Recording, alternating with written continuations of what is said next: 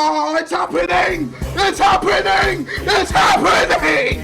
Thank you! Thank you! Oh, yes! Finally!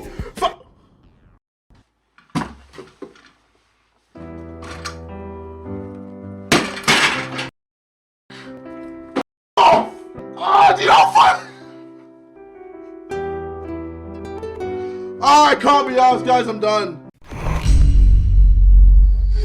What's up guys, Sal here. So the season of ugly camera design is here to stay, with Samsung also joining the stupid trend of the rectangular or square camera block on the back that has been plaguing phones this year. The first look of the Galaxy S11 is here, courtesy of OnLeaks, who as you know has a great track record. To be clear, this is an official render of the S11, but a factory CAD drawing based render that will give us an idea of how the final design of the Galaxy S11 is gonna be. The front is what we expected, with a single hole camera in the middle, albeit a little smaller than the Galaxy Note 10. A tall aspect ratio of 20:9, which is done to make sure the one-hand usability is great. The displays are curved at the sides, basically a typical Samsung flagship from the front. The back is where things are getting ugly. It has 5 camera sensors at the back, but the design of the setup is what pissing people off.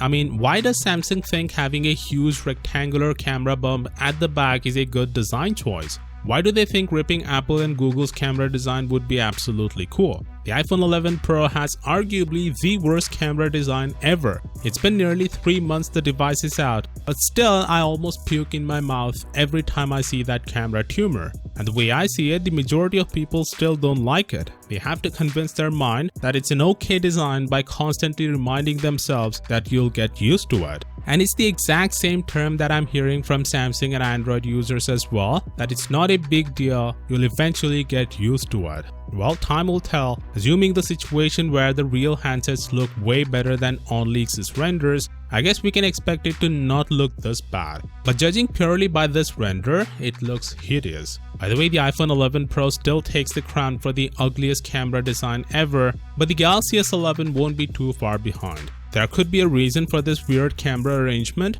On the iPhone 11 Pro, it allows for a smoother transition from one camera to the other, as you can see here. So hopefully it's the same case with the Galaxy S11 as well. Moving on, there's no headphone jack. Surprise, surprise. When they removed it from the Note 10, I knew for certain that there won't be one on the Galaxy S11 as well, because they're making more money by ditching it by letting us buy their Galaxy Buds. Why would they bring it back and lose millions in revenues? Another strange thing is the volume and power button placement. They moved it to the left on the Galaxy Note 10 and now they are moving it to the right.